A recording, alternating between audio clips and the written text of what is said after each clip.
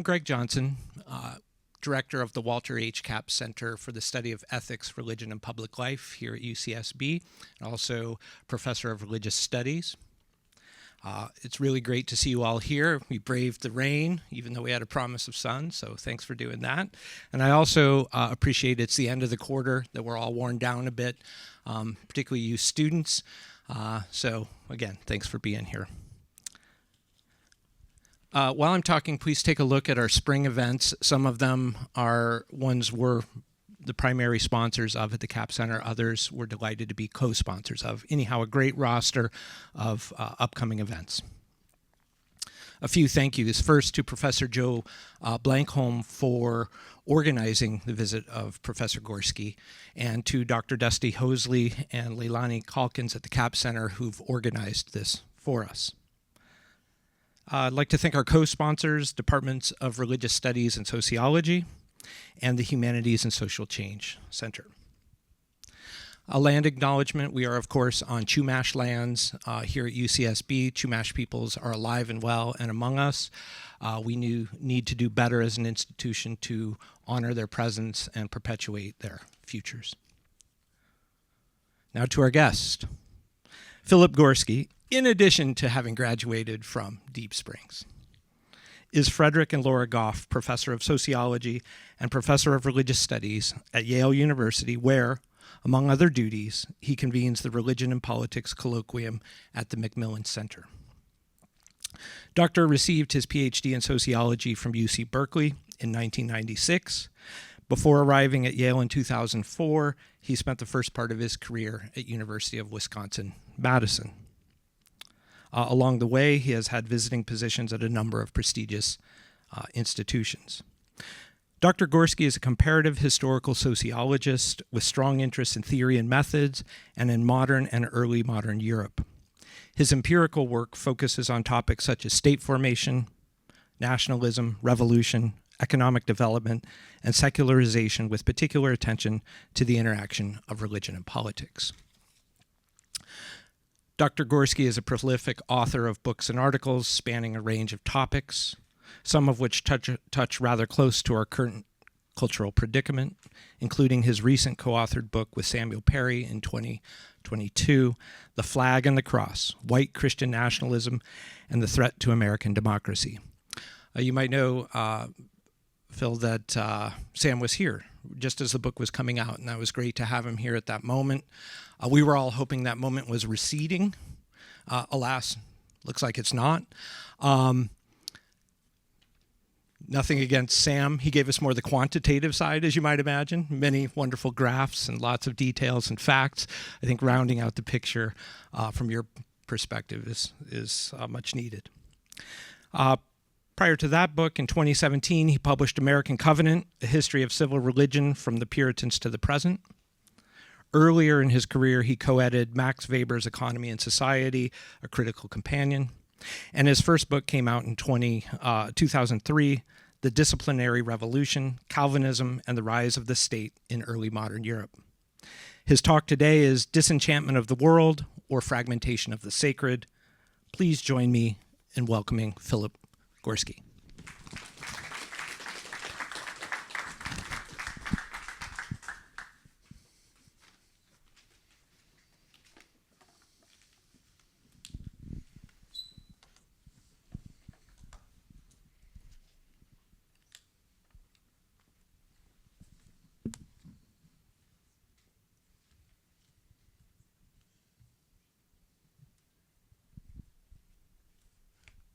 Almost set here. Just have to get my very old-fashioned technology in place as well. Oh no.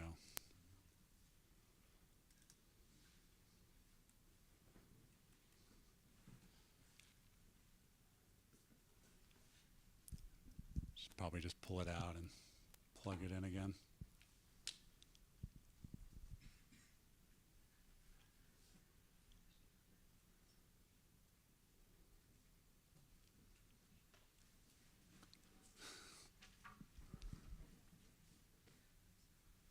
There we go. Dusty, stand right there. Don't worry, I won't touch it again. Okay, let me cut straight to the chase. Max Weber's theory of disenchantment is wrong. It's wrong as a diagnosis of the modern condition, and it is wrong as a historical explanation of how that condition came about. The truth is that we have never been disenchanted. In my talk today, I'm going to sketch an alternative account, the fragmentation of the sacred. Not disenchantment so much as fragmentation, or more concretely, the gradual collapse of the Catholic monopoly over the sacred, beginning in the Middle Ages. That, in a nutshell, is my diagnosis of the modern situation and my story of how we got there. My talk is in 3 parts. I'll begin with a brief review and critique of Weber's theory of disenchantment. I'll then elaborate my own theory of fragmentation, and I'll close by reflecting briefly on the implications of the theory. So on to part 1. Disenchantment is the English language translation of a German neologism, Entzauberung. A more literal, if less poetic, translation would be demagification. In what follows, I'll stick to the more literal version. Demagification plays 2 roles in Weber's theory. On the one hand, it serves as part of his diagnosis of modernity.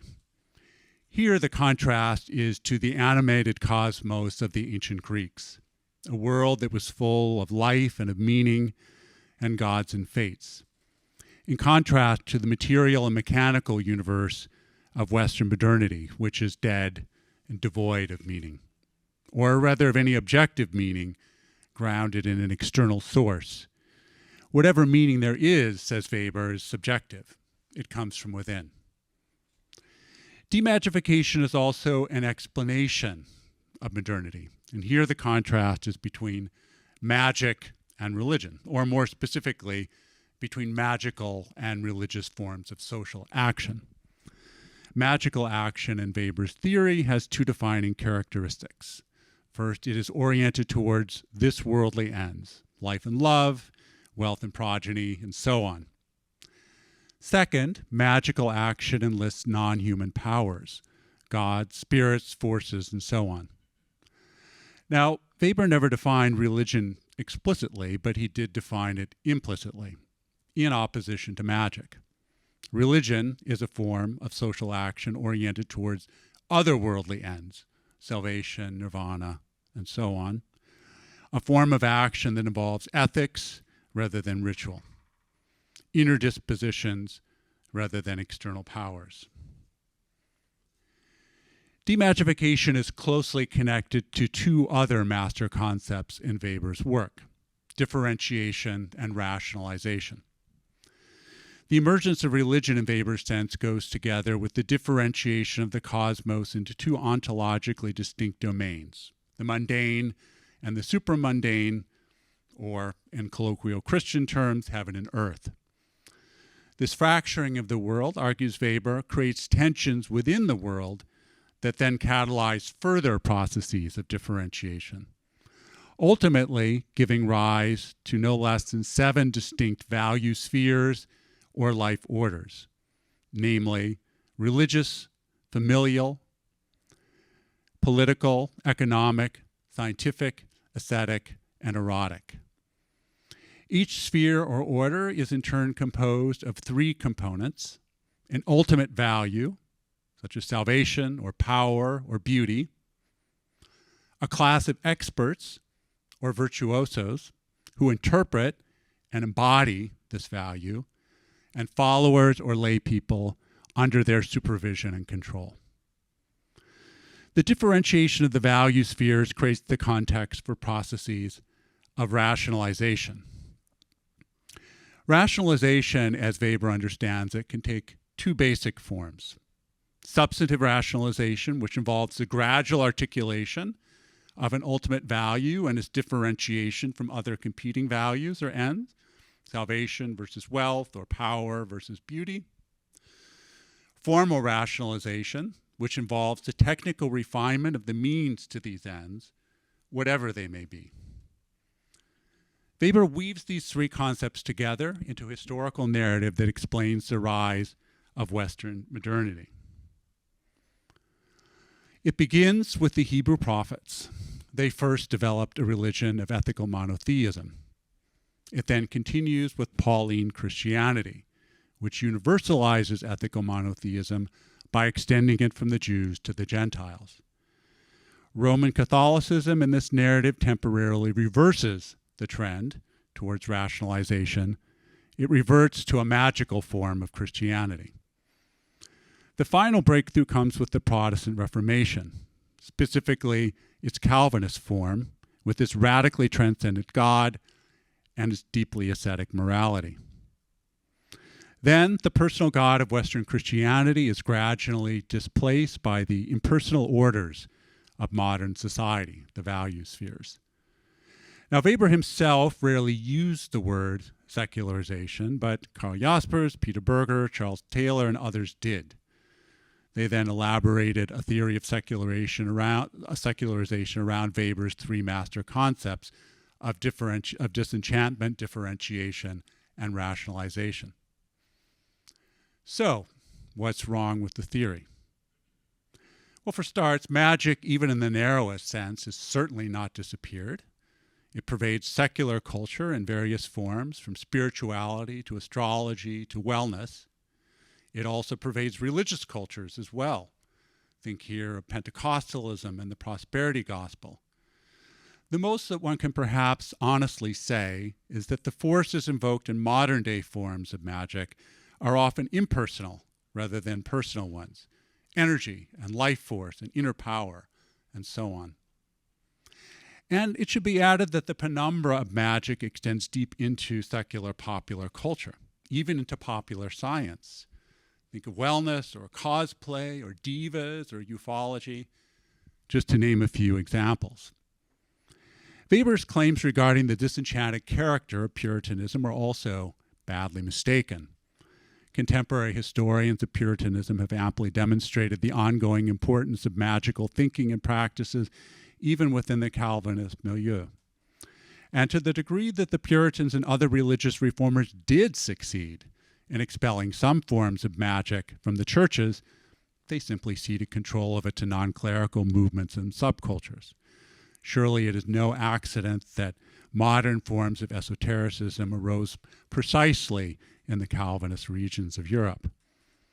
Meanwhile, Catholic reformers quickly gave up their own efforts in this direction, seeking to domesticate popular magic instead.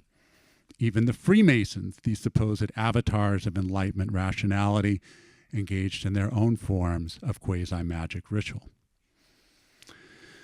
Like the Neo-Weberian theory of secularization, my theory of fragmentation is constructed around three major conceptual distinctions: sacred versus profane, transcendence versus immanence, and monopolization versus fragmentation. Taken together, they provide the foundations for a different narrative of Western modernity and an alternative diagnosis of the modern condition. I use the sacred-profane distinction in a more or less typical Durkheimian sense. It has both an ontological and a moral dimension. That is, it includes things as well as actions. Sacred things are special and set apart. Profane things are ordinary and everyday. Or, better, in the language of Anne Taves, ordinary versus non-ordinary. Sacred actions are encouraged or enjoined. Profane actions forbidden or indifferent. My approach diverges sharply from Durkheim's in one key respect, however. I assume that there are always multiple and competing forms of the sacred in any given context, and that the sacred is a site of contestation. Glossing Bourdieu's concept of classification struggles, we might speak indeed of sacralization struggles. The immanent, I didn't finish that slide. The immanent transcendent distinction refers to two types of social imaginaries. It has an ontological as well as a historical dimension. Immanent imaginaries envision a unified cosmos. the population of the immanent cosmos includes various invisible and non-human powers and persons, which the late Marshall Solins referred to as metapersons. Transcendent imaginaries, by contrast, are ontologically dualistic. They envision a dualistic cosmos composed of a higher and a lower realm. Two realms that are ontologically discontinuous, meaning that it is not easy to pass from one realm to the other. Great effort or great power is required. This in contrast to immanent imaginaries in which persons and metapersons regularly intermingle and even interbreed, as the Greek gods sometimes did with humans. The immanent transcendent distinction also marks a historical transition, the transition that Karl Jaspers famously referred to as the axial age, the period stretching roughly from the awakening of the Buddha to the appearance of Muhammad, the period when the so-called world religions first emerge, the period when religious communities split off from political communities, and when religious intellectuals liberated themselves from political authority. Jaspers and other neo-Weberians speak of a transcendental breakthrough during the axial age. This is where my account starts to diverge from theirs. Following the historical anthropologist Alan Stutern, I argue that this breakthrough was only ever partial and that it can never be fully complete. Transcendent religions cannot dispense with immanence, and for at least 5 reasons. First, because they must root themselves in the material world. Second, because they need the protection of earthly powers. Third, because they must address the earthly wants of their lay followers. Fourth, because they present the transcendent realm through the lens of earthly one. And 5, because they inevitably include intercessory figures qua metapersons. As a result, the world religions are shot through with a constitutive tension between transcendence and immanence, and this tension is the root of many of the debates and conflicts that arise within them. Seen from this vantage point, all transcendent social imaginaries are actually mixed types that include an immanent dimension. The third and final distinction is between fragmented and monopolistic systems of authority over the sacred. In their purest form, monopolistic systems have the following 5 characteristics. They are centralized, they are hierarchical, they are hierocratic, they are universalistic, and they are exclusive. For our purposes, the medieval papacy is the key example, even the paradigmatic example. It is centralized in Rome, it has a clear chain of command, it is controlled by a priestly caste, it seeks to evangelize all of humanity, and it rejects rival creeds as falsehoods. By contrast, fragmented systems tend to be localized, polyarchic, meritocratic, particularistic, and inclusive. Here, ancient Greece is an excellent example. There were multiple cultic centers, multiple priestly authorities. Religious authority was based on results as much as revelation. Ambitions were not universalistic, nor was exclusive allegiance demanded of their followers. This distinction is, of course, an ideal typical one, and all of the usual Weberian caveats apply. Now, the endpoint of most versions of secularization theory is the decline or disappearance of religion, however conceived. This includes most versions of neo-Weberian secularization theory as well. The turning point in both forms of the secularization narrative is typically the early modern period. That is, the 3 centuries from the onset of the Protestant Reformation and the takeoff of the Industrial Revolution. Round numbers 1500 to 1800. Some accounts emphasize the scientific revolution, others the democratic revolutions, others some combination of these events. The neo-Weberian narratives are usually sung the non-Weberian narratives are usually sung in a major key as a libretto of liberation, where the neo-Weberian narratives are more often recited in a minor key as tragic tales of loss. Otherwise, they are largely in agreement.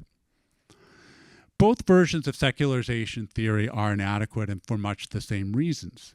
Both mistake the decline of Christian belief and practice and the separation of church and state for the rise of disenchantment and the triumph of differentiation. In doing so, they overlooked the persistence of immanent forms of the sacred and their penetration into the secular. Consequently, they misunderstand the existential situation and political challenges of the present. I'll have a bit more to say about this in the conclusion, but now on to fragmentation theory. Its endpoint is quite different. The gradual collapse of the Roman monopoly over the sacred, or what is the same thing, the beginning of the fragmentation of the sacred. The keynote is neither liberation nor loss, but something more like return. Return to something like the status quo ante, a kind of neo-immanence, if you will. From the perspective of fragmentation theory, then, the cultural and political situation of the modern West has more in common with that of late imperial Rome than with any period in between, though there are also some important differences that I will also note in due course. Now, like the disenchantment narrative, the fragmentation narrative is a story in three rough chapters: a period of pre-Christian fragmentation, a period of Roman consolidation and monopoly, slowly giving way again over several phases to a situation of post-Christian fragmentation. The story is most easily recounted with the help of three metaphors: the temple, the garden, and the priesthood. The temple houses the sacred, the garden contains magical power, the priesthood controls both. Now, in pre-Christian Rome, there was not one temple, but many. Public temples to various gods, private temples to personal ancestors. Some gods were associated with particular places and people. Athena to Athens and the Athenians, for instance, but these relations were never exclusive. Where the gods were concerned, polygamy and polyamory were the rule, not monogamy. Nor were the gods much admired for their morality. Rather, they were worshipped for their power, for their ability to make things happen in the world. During this period, the garden was still inside the temple because sacred power simply was earthly power. The power to influence earthly events, such as the birth of a child or victory in battle. The power to secure earthly goods, such as a good harvest or a long life. Sacred power was immanent power. Nor was there a single priestly caste during this era. There were priestly elites, of course, who underwent various processes of initiation, presided over specific cults, controlled access to specific powers. But prestigious priestly roles were often occupied by political elites, often on a temporary basis, and popular cultic leaders could and did attract mass followings with their promises of earthly blessing. In short, priestly authority was highly fragmented. Second Temple Judaism presaged the coming Roman monopoly. There was to be one temple, a temple to the one true God, to whom all other gods or powers were to be subordinated. Likewise, all other temples to the one true God were to be subordinated to Jerusalem's. There was to be a hereditary priestly caste that governed the rights of the temple.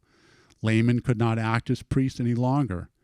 Reformist factions within the priestly caste emphasized the importance of ethical law over ritual sacrifice. Of course, this did not prevent members of the non-priestly strata from engaging in magical or heretical or superstitious practices.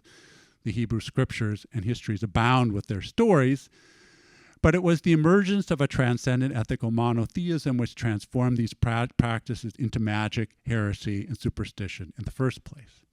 In sum, transcendent ethical monotheism was a historical condition of possibility for a priesthood that claimed a monopoly over legitimate forms of the sacred. Now, it's important to emphasize that Second Temple Judaism was not the only version of transcendent ethical monotheism. The most obvious exceptions were Stoicism and Neoplatonism, nor was Second Temple Judaism the first version of transcendent ethical monotheism in the greater Mediterranean region.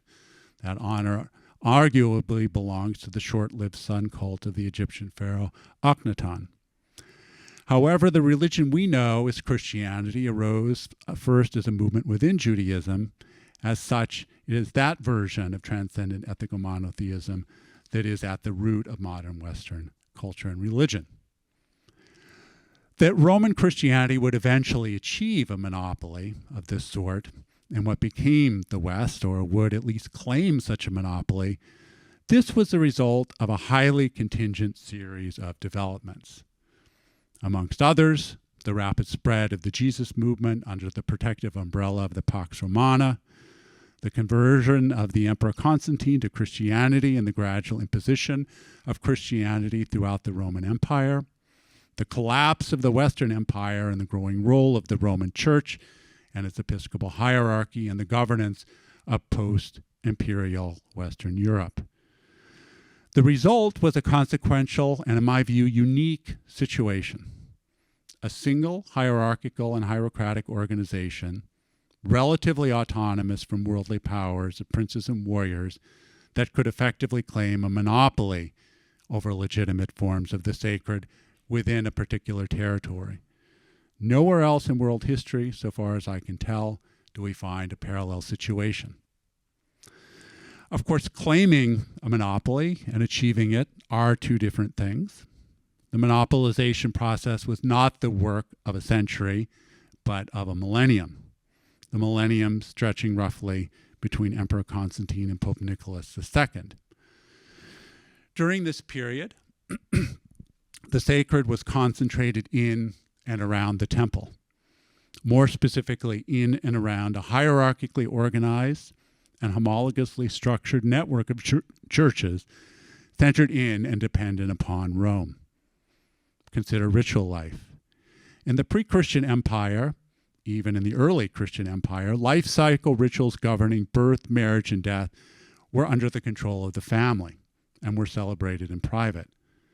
By the High Middle Ages, the Roman Church claimed a monopoly over the rites of baptism, weddings, and burials, and imposed a Christian interpretation on them. These rituals were to be celebrated in or near church.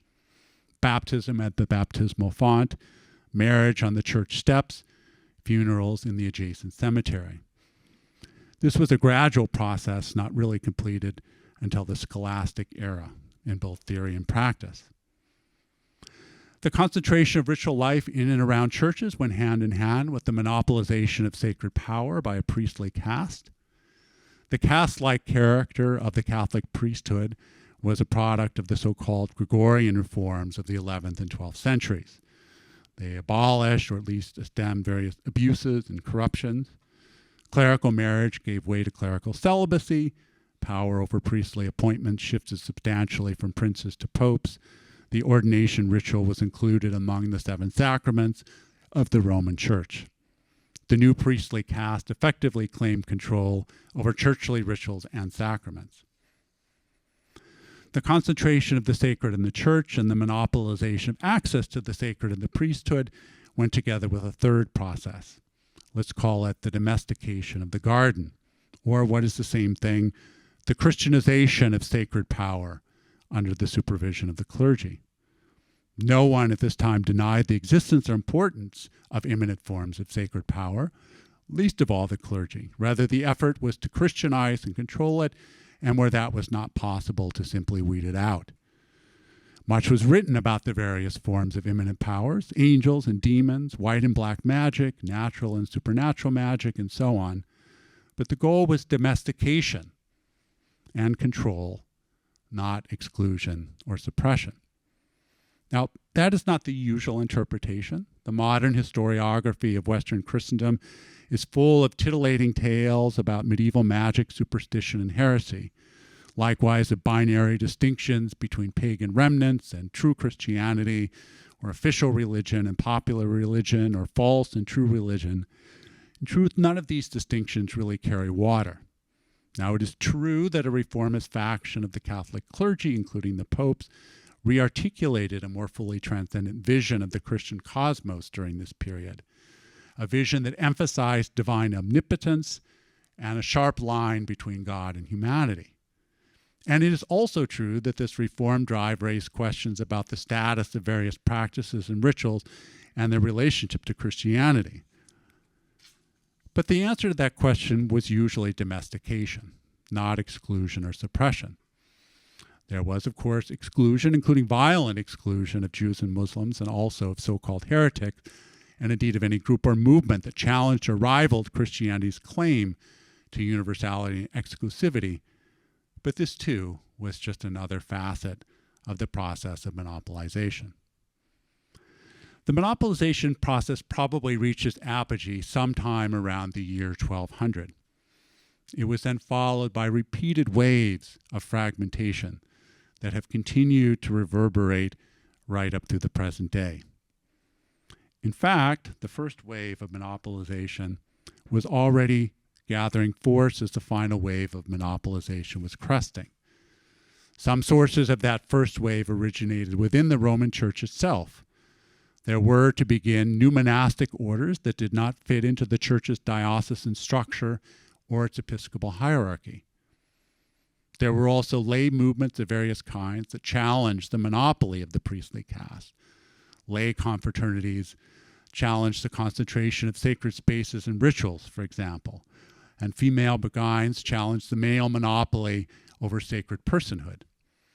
Other sources of the first wave of fragmentation originated outside the Church. Economic and demographic expansion strengthened a traditional rival of ecclesiastical power, the princes, while creating a new one, the cities. During the investiture controversy, popes had claimed the right to make and unmake emperors.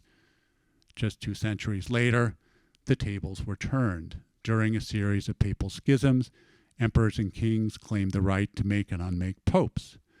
Meanwhile, wealthy city-states such as Venice and Antwerp asserted the right to hire and fire clergy, as did wealthy noblemen. In retrospect, the papacy's monopoly over the sacred was as short-lived as it was hard-won. The next wave of fragmentation arrived with the Protestant Reformation. The result was not the shattering of Christendom, as the old historical cliché has it. The old Roman monopoly was simply replaced by a new European oligopoly, composed of 3 competing religious firms, Catholic, Lutheran, and Calvinist, each of which sought to monopolize the religious market in a particular territory. Reformation historians typically refer to this process as confessionalization. But confessionalization was not always successful, and this proved consequential. In general, it was least successful in the Calvinist region of Europe that stretched along the Rhine from Switzerland through the Low Countries over to Great Britain and on to its American colonies. There were 2 reasons for this failure. One was the relatively decentralized and democratic character of political rule in this heavily urbanized region, which made imposing a single faith on the population more difficult. Another was the strong emphasis on communal discipline and purity within the Reformed churches, which made it difficult to effectively integrate entire communities within local congregations. This historical juncture had 2 unintended consequences: religious dissent and pluralism, and somewhat later, religious sectarianism and toleration. What then of the Magic Garden? Like their medieval predecessors, the Protestant reformers generally advanced a more transcendental version of Christianity. They sought to shrink and weed the garden. These efforts were most pronounced in the Calvinist areas of Europe, though not nearly as pronounced as Weber and his followers have led us to believe. The Calvinists were fierce iconoclasts, to be sure, even anti-ritualists. But to claim that they disenchanted the world, or in our terms, that they dispensed with immanence, is simply not true. What is true is that the Calvinists embraced a more immaterial form of immanence, one that emphasized spiritual powers, divine providence, and the power of words. Which is not to say that material forms of immanence disappeared during this period. In fact, one could argue the very opposite. For it was precisely in the Calvinist areas that new forms of non-Christian immanence first took hold. Esotericism, occultism, spiritualism, transcendentalism, and so on. The Reformed churches did not suppress magic and superstition, as some historians have argued. They simply ceded control over it to leaders and groups outside of the fold. The next major wave of fragmentation arrived in the late 18th century in the era of revolution and revival. The central trend of this period was individualization, or more specifically, the sacralization of the individual and the individualization of the sacred. The individual came to be understood as the bearer of sacred rights. Key among these rights was the freedom of conscience. Which religion, if any, to follow was now to be a matter of individual choice and as such protected by the state. If the democratic revolutions of this era helped to institutionalize individual rights, the religious revivals of the period helped to relocate the sacred deep inside the self. Beginning in the late 17th century, the Protestant world was visited by a series of revivalist movements and awakenings that continue on into the present day. Movements that sought to revive or awaken the spirit of Christianity from its lethargy or sleep. These revival movements originated in small groups of pious lay people. Pietism began this way, so did Methodism. The movement changed shape over the next half century.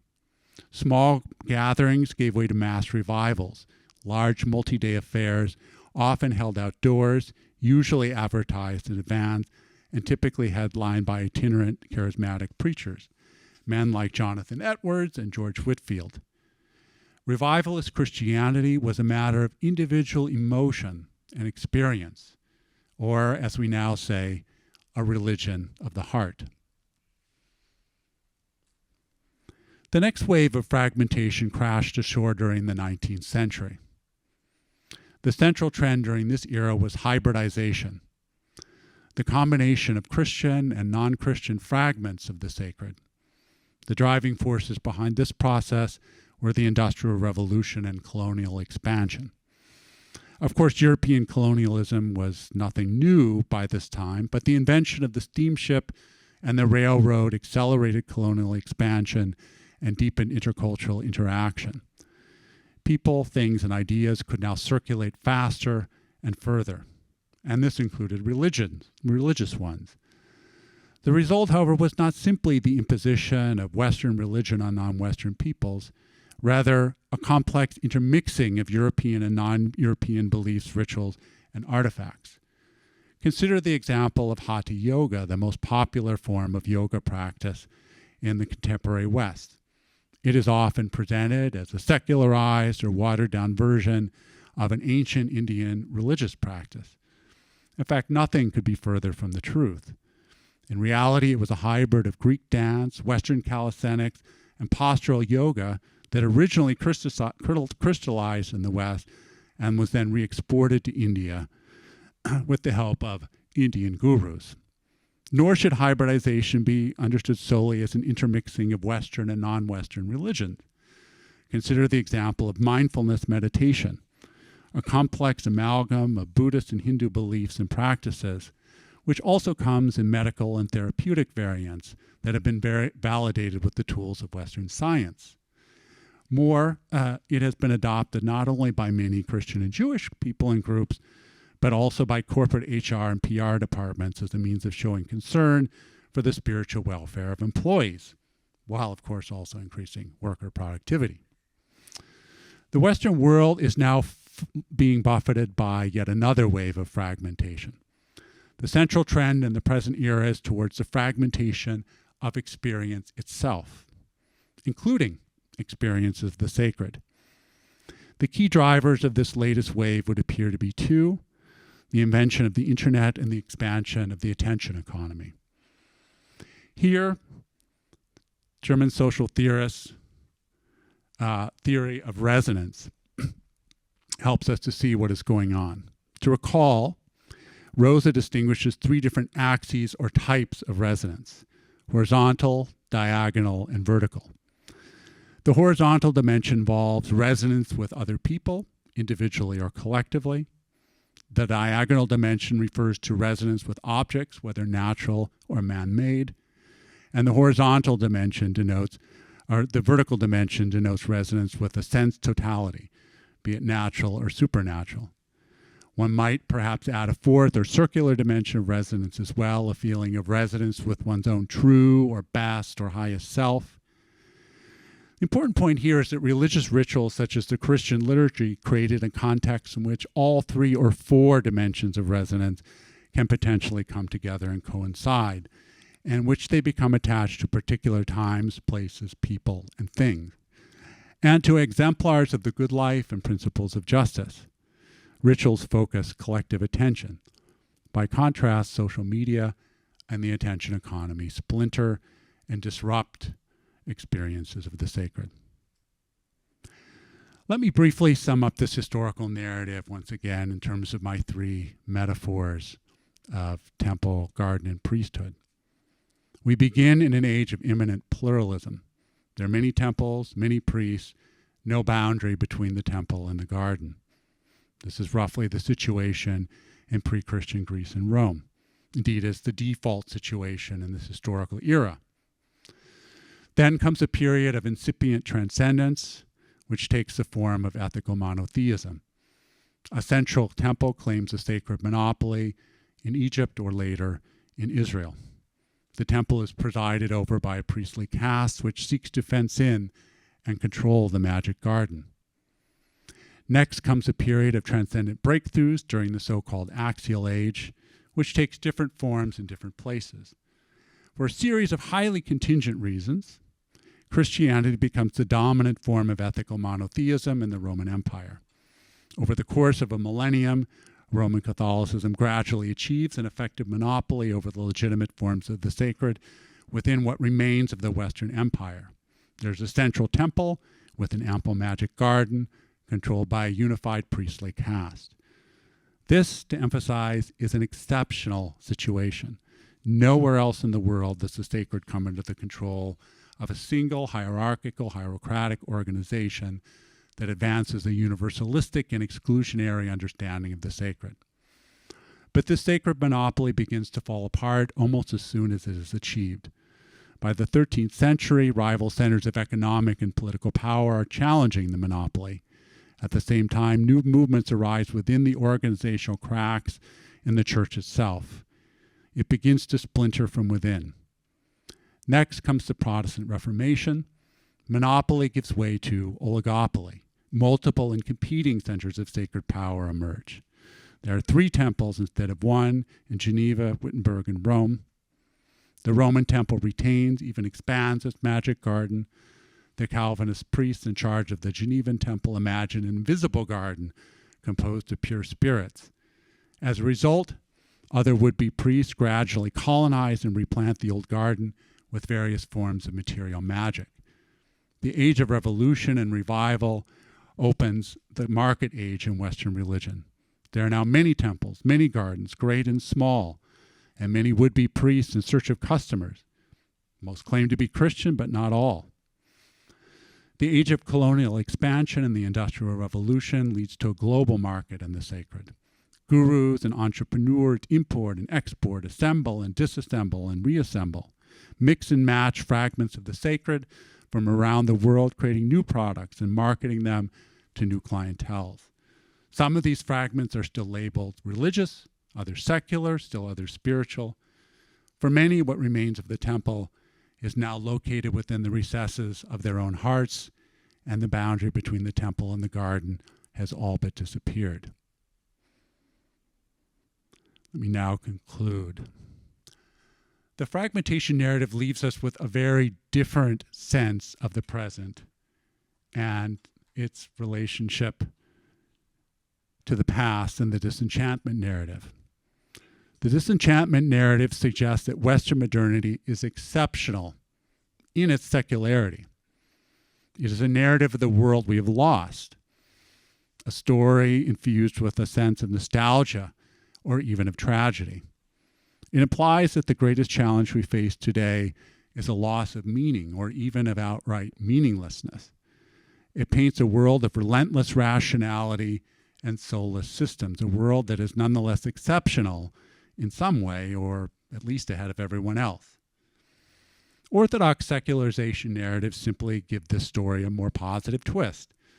Magic gives way to science, superstition to reason, oppressive moralities are replaced with individual rights, religious humbug is swept out of the public square, and another obstacle to progress is cleared out of the way.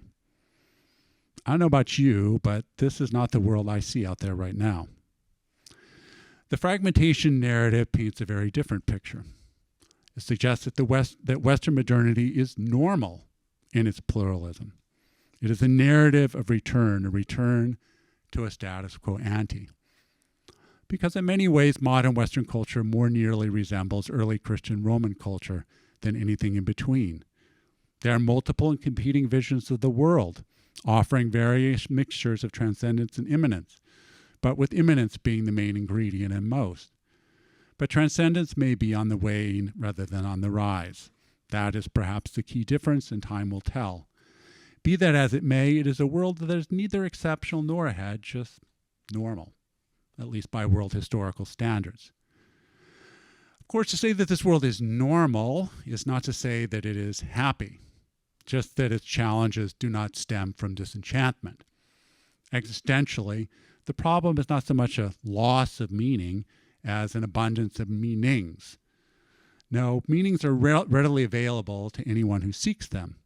What is elusive is a collective sense of meaning with a capital M, or even a sense of the meaning capital M of one's own life, or whether that something is worth seeking at all. Why not just be happy with a mosaic of meanings assembled out of so many fragments of the sacred? These existential dilemmas generate political dilemmas as well. Politically, the problem of our time is not so much an excess of rationality as of irrationality. Weber speculated, perhaps even hoped, that a charismatic leader might free us from the iron cage of rationality. That hope may seem misplaced to us, but not to everyone. On the contrary, authoritarian movements led by charismatic demagogues seem everywhere on the rise. And perhaps we should not be so surprised by this. After all, they promise unity, order, even a rough equality, if only the sort of equality found under tyrants. Those of us who prefer democracy should be clear about the challenge. Building democratic solidarity in a diverse society is not easy. Here, I'm afraid the comparison with late imperial Rome is anything but comforting. For this was, in truth, a polity held together with corrupt bargains and brute force. A society characterized by savage social inequalities and ruthless economic exploitation on a level that practically rivals our own. An era in which elites pined after a lost republic and the people worried about security and prosperity. And here we're reminded that part of the appeal of Christianity was that it preached honesty and peace, humility and charity, a moral revolution of sorts. And perhaps that is its central lesson for us, that the challenges of our own era will not be overcome with technology or rationality, but only with a moral revolution of some kind that seeks to bring a sort of heaven down to earth again. Thank you.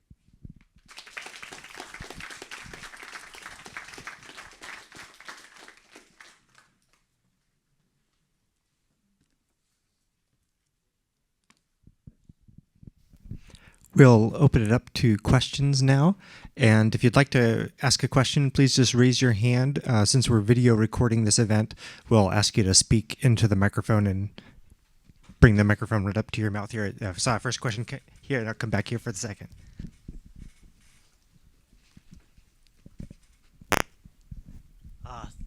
Thanks, Professor Gorski. That was, to me, a very exciting talk, and made me want to rush out and download a pirated copy of your book. My question would be, can you shift registers? It seemed to me the talk was largely systematic sociological theory and confronting another sociological theory, Max Weber. And at some point you said Max Weber and his followers. But it strikes me as that Weber really was just a manifestation of a broader social imaginary of a tale of loss, of disenchantment. And so I was wondering, are you then therefore representing a new social imaginary, that you're just a manifestation in a kind of articulate theoretical form? But in any case, how would you address that idea of Weber and the kind of more pervasive social imaginary giving rise to these kind of tales of disenchantment. Mm-hmm.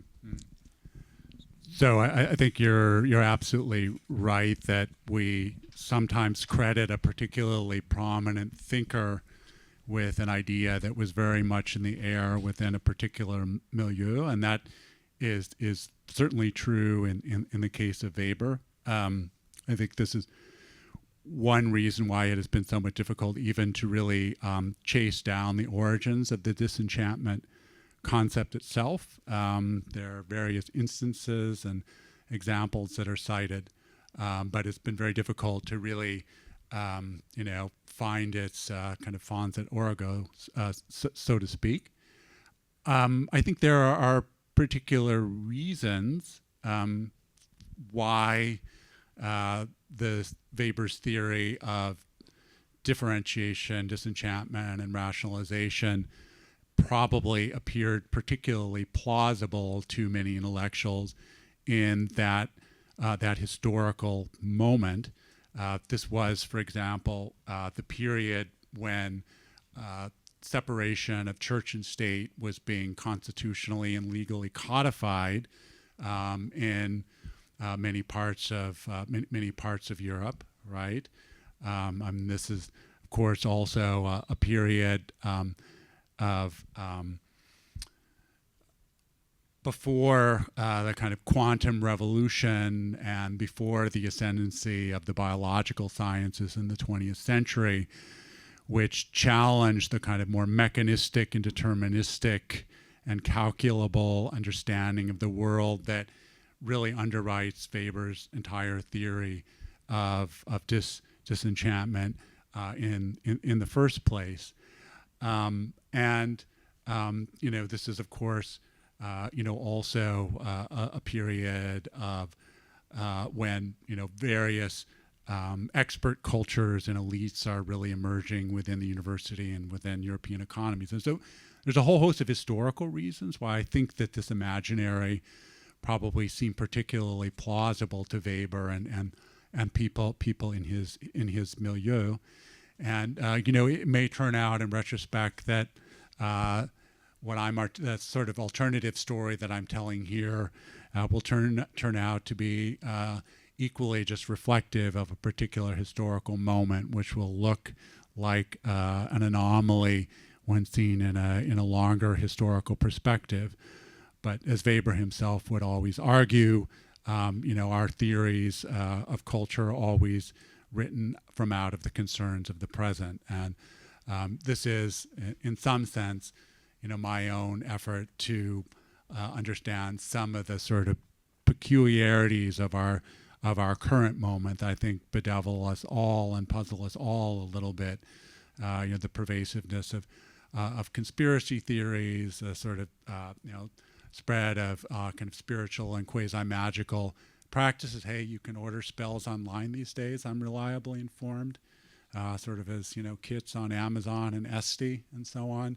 So it's just really not that, certainly is not the world that Weber thought we would be living in 100 years down the road from the Protestant ethic. It's my attempt to, however crude, to kind of get some sort of a handle on the sort of deeper cultural structures that subtend it.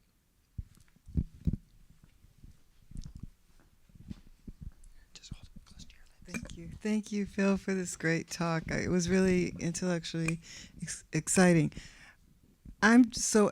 Your talk is making me think about, so we were in graduate school during the period when the former Soviet Republic collapsed.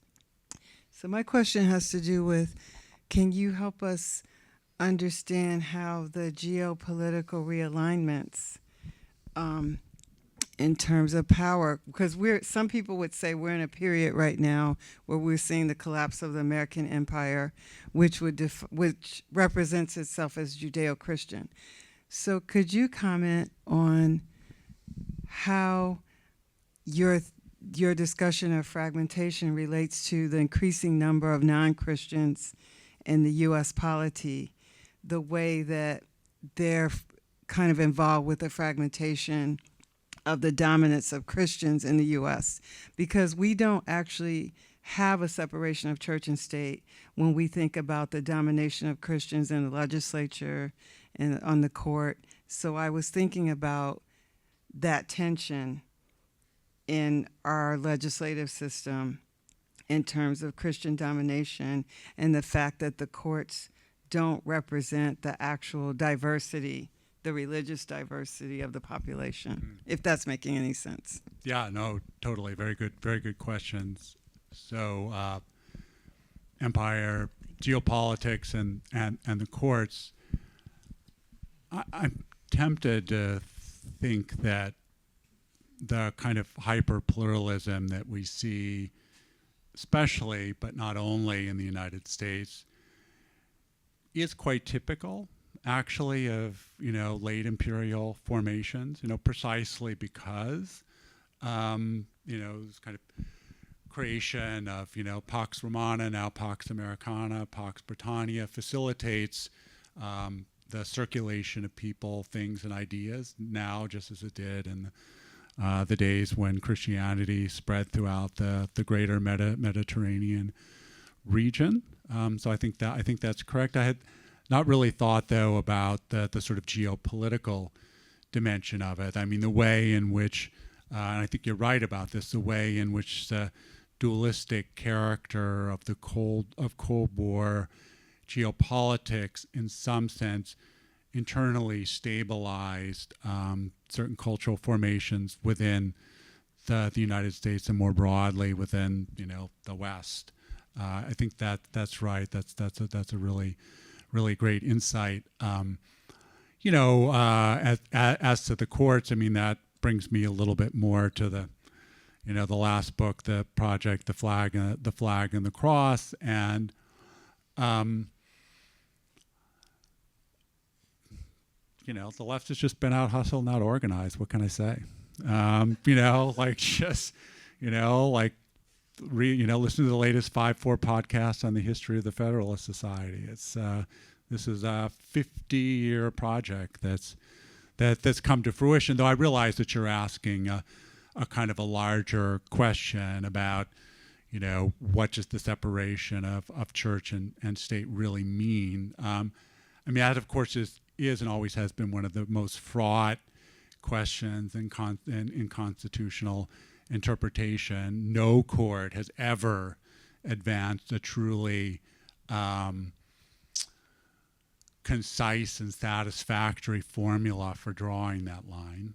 And it is simply a kind of a very important tension, within our constitutional order, which has a very capacious understanding of religious freedom, but at the same time, is against any form of religious establishment. I mean, so, in what way then does religion enter into our political life? I mean, there are different answers to that question. I suppose the common one today is values, but of course, also in terms of political mobilization of particular constituencies through the kind of formal democratic process, with important runarounds by Mitch McConnell et al.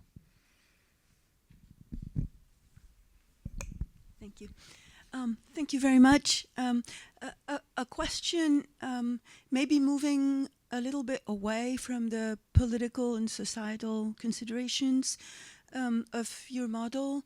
In my field, in literature, what we're used to reading is that there's a displacement of religion onto the arts, and that that's in particular modernism.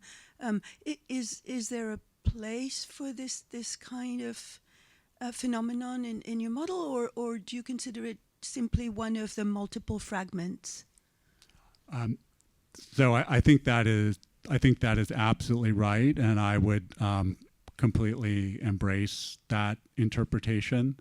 I think it's in this regard interesting that probably, or one of the most famous definitions of the sacred, apart from Durkheim's, namely Rudolf Otto's, really can be understood as an attempt to combine the beautiful and the sublime, the terrifying and the fascinating into a single overarching understanding of the sacred. And so these are, of course, originally, I don't need to tell you this, aesthetic categories. And I think that this is also a point that's been made by kind of social theorists. Pierre Bourdieu would be the particularly good example of this. The way in which his work on art shows the emergence of this kind of transgressive form of aesthetic persona. We think of now as the avant-garde or bohemia or something, which forms itself in part in an explicit revolt against Christian and Christian bourgeois morality. I mean, that's sort of the larger question is I don't think I would subscribe to the idea that the aesthetic is the only sort of displacement. I think there are multiple displacements and reinscriptions, and that to his credit, this is one thing that I think Weber really does get right. So I for example, the category of the erotic. Think about how central sexuality, sexual identity has become to personal identity. That one of the few things that in a highly secular context can really spark deep emotions and reactions from people when in some way kind of challenged or violated, right? So I think there are multiple displacements, but I do think that you're right that this would at least be my reading, that this displacement onto the aesthetic is perhaps really sort of the first one that in some ways comes to define modernity in the way that we think about it. I don't know if that's satisfying or not, but.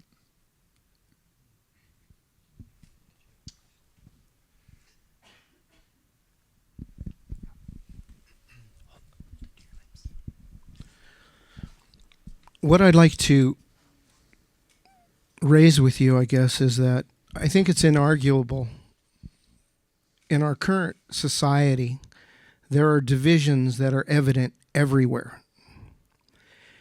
And part of what my searching has been to try to understand the origin of consciousness that would act out instead of deal with an actual problem. I think that when we exercise a psychological defense, we create a physiological energy expenditure that can preclude any true interaction if we're feeling the fire, the rage, the disagreement. And my question to you, sir, would be, what do you see as the greatest problem within people in our country today, and especially with the polarization and the hypersensitivity that, in my assessment, is contagious? If I walk into Nepal or Tibet and they welcome me with open arms, it's going to relax me even if I resist it. So I'm curious as to what you see would be, from your perspective, our greatest problem. And when we encounter those problems with others, do you have any suggestion on how to actually sit and talk? This is a great question, and one I get asked a lot, and I honestly don't have a really great answer to it, to tell you the truth. I mean, I think in some, I guess the way I would translate your question into sort of my vocabulary would be, sort of polarization and division on the one hand, and solidarity and unity on the other, and how do you get from the one to the other. And I don't think that there is some kind of a silver bullet to do that. If I were making much more practical suggestions about things that you could do in the contemporary United States, I mean, one is like a program of national service.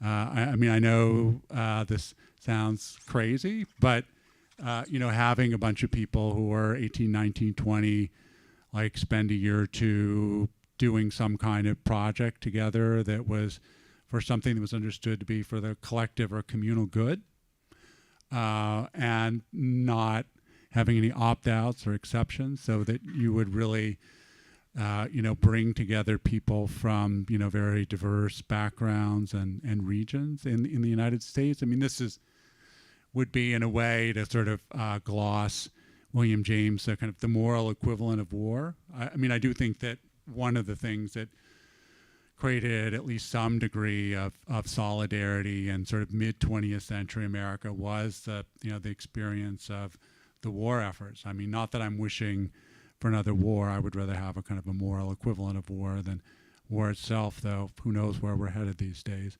I mean, that would be my suggestion. I suppose the caveat that I always give is that I think intellectuals especially overestimate the importance of ideas and talk, and underestimate the importance of collective action and rituals. And if you look at some of many of the most successful social movements in the United States, they all had a ritual component, whether it was feminist movement, with consciousness raising, or civil rights movement, with sort of singing, and almost every movement has a component like that. And this probably is also one of the real weaknesses of various online forms of activism today, which don't involve this face-to-face component. And this is maybe where I circle back to your insights about the connection between, in a way, kind of the sociological and the physical, and even kind of the neurochemical, that there's something that happens with physical co-presence of people that just does not happen with kind of virtual interaction between people. The one fills you with emotional energy and the other drains you of emotional energy. Can you pass this down to the gentleman down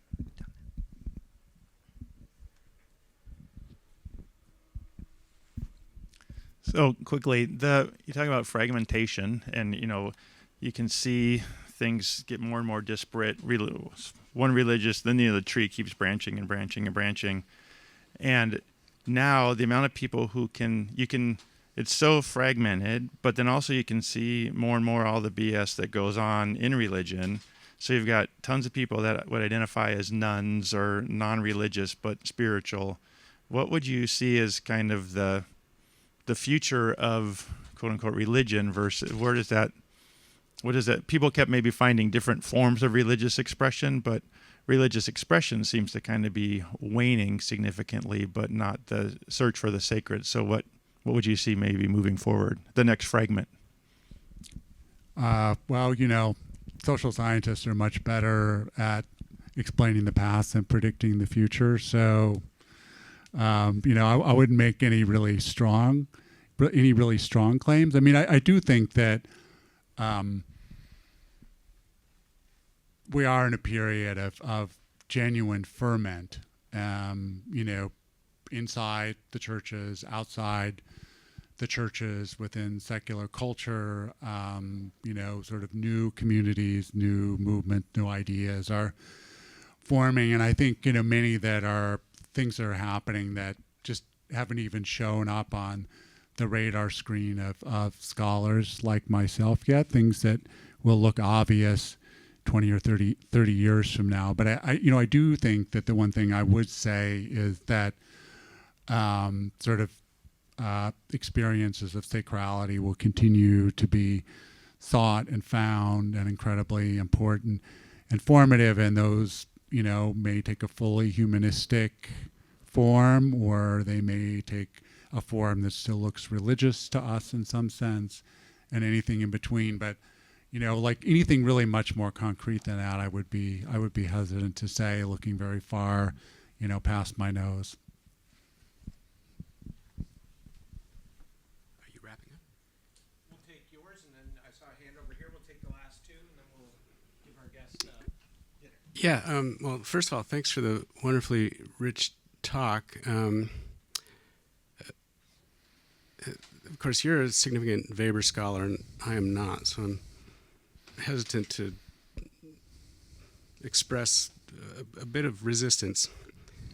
Beginning with the distinction between disenchantment and fragmentation, I don't think that's an alternative for Weber, insofar as I know him, and I don't know him as well as you do, but in a text like Science as a Vocation, which is one of his most important articulations of what he means by disenchantment, he actually tells us we live in a polytheistic universe now.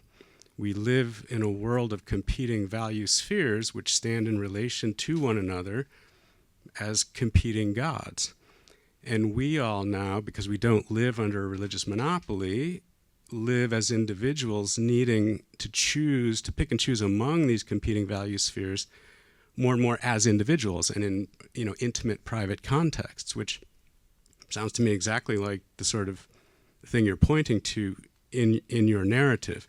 And so he's saying we live in a polytheistic universe like that of old, with the exception that we fall under these forces of disenchantment. But he means, at least in that essay, initially a lecture, he means something very specific, which is that insofar as you view the world scientifically, the world is disenchanted. So that when you want to solve problems, you look at the world, you assume it is not driven by mysterious, incalculable forces, but it's driven by forces that we can, to a certain degree, comprehend, and on the basis of that comprehension, make calculations, implement technological powers, and so on and so forth. I think that account of disenchantment describes a good part of our world today. It surely describes the university as I experience it, and the economics of the university. The STEM fields are the fields that operate exactly as Weber tells us, and they're the ones that receive all of the funding, the financial support, as well as the cultural support that goes along with that. So I see a lot of what Weber is describing there to be quite real and in shaping all of our lives, and we all fall into the powers of the science and the kinds of technology that he's describing.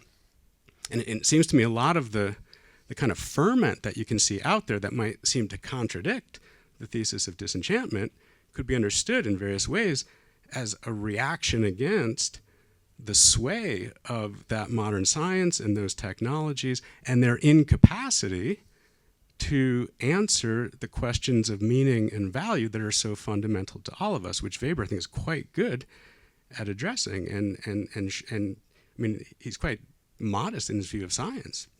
It can answer these ultimate questions for us, and we live under its force, and that's a problem. And it seems to me we're still dealing with the consequences of that problem, which he elucidated, I think, fairly well. So do you have any thoughts in response to that different sense of Weber? Yeah, no, definitely. So I think what you're pointing to is what I would see as a rather deep tension within Weber's own diagnosis of modernity, and a tension that has led to diverging interpretations of Weber's theory of disenchantment as well.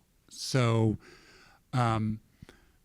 there are places in Weber's texts that suggest a very narrow reading of what he means by disenchantment. So, for example, the passage from Science as a Vocation that you just quoted could be read to suggest that disenchantment only applies to science. It doesn't apply to politics, where we can have, charismatic demagogues. It doesn't apply to, the erotic sphere, where we can have, various kinds of sexual gurus and so on and so forth.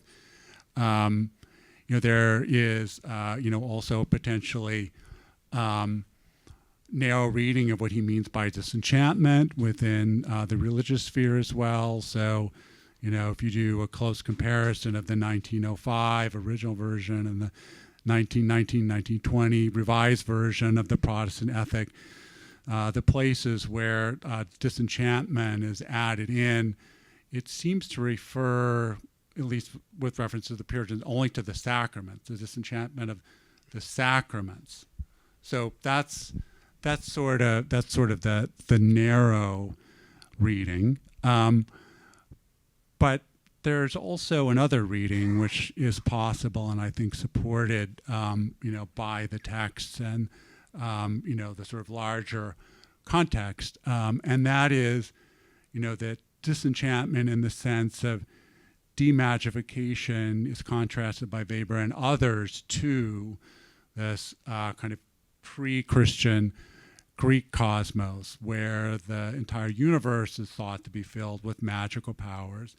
The idea of charisma itself, is closely related to a family of concepts like mana, which talk about a kind of a pervasive kind of non-human power that inhabits the world and things that are in the world. And you can see, these sort of more narrower and more expansive readings playing out even quite recently in a debate between a guy who's probably kind of the doyen of Weber studies in Germany, Wolfgang Schluchter, who until recently held the chair in theory at the Max Weber Institute in Heidelberg, and gave me a tour of Max Weber's villa over the summer and was pounding on me over this point.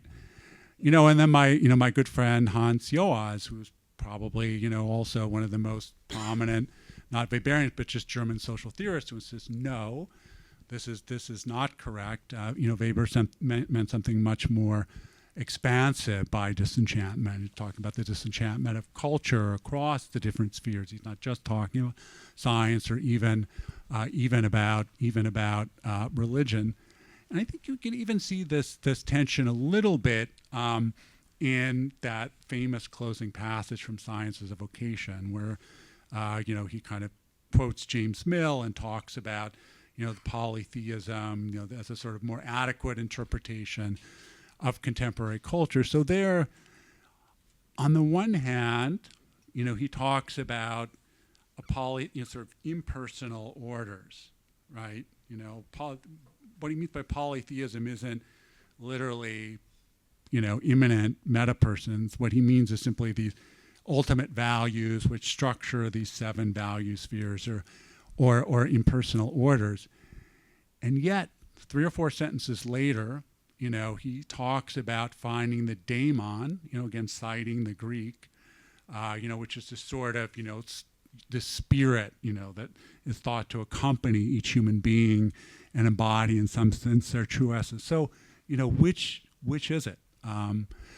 There's definitely a paper to be written on this, although I hesitate to, get in the crossfire between Schluchter and Joas. I think I'll probably come out the worst for that. But so I think you're pointing to something that's, there definitely is a reading like this one that is possible. But my point is really more that the focus in the sort of longer version of this is really less on Weber himself, who I take to be ambiguous and ambivalent also on this point, and really much more on a series of kind of neo-Weberian theories of secularization, running from the early Berger through Jose Casanova up through Charles Taylor, who I don't think see this ambiguity or tension and tend to read Weber more narrowly than I think is really warranted by the text. So long answer, but it's a good question. And one last question from, looks like a student, I hope. Thank you for the talk. I also feel a little bit unqualified. I'm not very educated about these matters. I'm a philosophy student here. And during the talk, it made me think about my area, which also I'm not really an expert in yet, at least in philosophy, right? So up until empiricism around the area, people usually make a divide. And then after it, you have all kinds of things: naturalism, existentialism, nihilism, all these kind of isms. And whereas if you look back, even passing through this Christian era and looking through other philosophies in Asia and all that, there is this magical component, or this appealing to nature, forces of nature, gods and all that. So I was wondering if at least cognitively, with these philosophical ideas that goes very closely with science and the scientific revolutions. Did it not have a weight on how the world is nowadays, or is it just at least cognitively? Because I believe that in life humans probably end up quite mystifying a lot of things, so it's very understandable. Although we have these thoughts, it might reflect differently from life, but did it not pervade how the thoughts that we had, and is the fragmentation that we have nowadays similar to the ones before, similar to the fragmentations from before, despite this difference which I seem to see. I don't know if that was very understandable. Yeah, no, I think I understand what you're getting at, which is there not some difference? You know, I made this claim that our culture is like that of late imperial Rome, and more like that culture than anything in between. And you're saying, well, in between with the scientific revolution, didn't that make some kind of a fundamental difference? Is that kind of the question? Yes, along with the philosophical ideas and that push for that's related with existentialism and naturalism. So this is a really kind of complicated intellectual history question. So I guess what I would probably say here is that the differences are not as great and the breaks not as sharp as a certain reading of intellectual history might lead you to believe. First of all, you have in Joe can like jump in here and fill, but in antiquity you have fully immanent and materialistic views of the world. That's not something that's new. In fact, some of the sort of earliest scientific mechanistic accounts, think of British variants of the scientific revolution, were partly inspired by recoveries of Epicurean natural philosophy. Atomism, right? That word, atom did not enter our vocabulary with Newton. I mean, it was already there. I think, similarly, this distinction between, naturalism and supernaturalism, what's natural and supernatural, is in some ways just a rephrasing or reinscription of this long and very fraught boundary between the immanent and the transcendent. I mean, this is something that was constantly fought over, throughout. This is why I call transcendence and immanence a kind of constitutive tension. And so, there are theological debates about this, which anticipate many of the issues that you would find in contemporary philosophy around science. So, again, the point is just, the breaks are not as sharp, the difference is not as big as I think as a certain version that really, makes the scientific revolution this completely Archimedean point. And just one final point is, I think it's also important to see the way in which, contemporary science is not mechanistic in the way that, Weber, to say nothing of Hobbes, thought that it was. People I know, the serious physicists I know, it's just the physical world is really freaking weird. And it is not deterministic or calculable in quite the same ways that, people in Weber's time maybe thought it was. Professor Gorski, thank you very much. What a great evening. Thank you.